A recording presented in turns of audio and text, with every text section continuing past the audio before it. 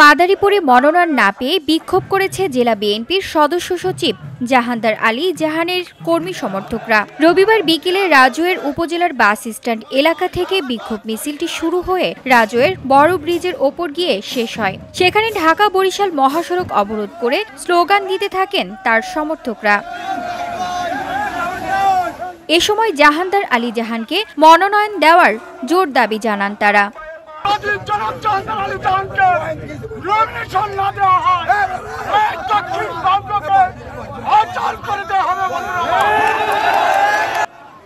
মনোনয়ন না দেওয়া হলে কঠোর কর্মসূচির হুঁশিয়ারিও দেন স্থানীয় বিএনপির নেতাকর্মীরা।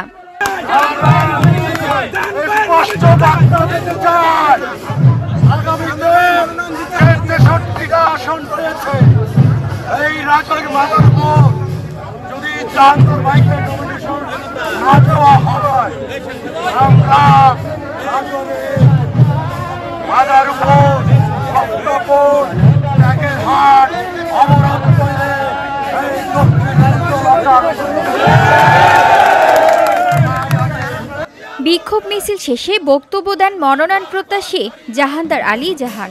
দীর্ঘ ১৭ বছর জেল জুলুম ও নির্যাতনের কথা তুলে ধরে মনোনয়ন পুনর্বিবেচনার দাবিও জানান এই বিএনপির নেতা।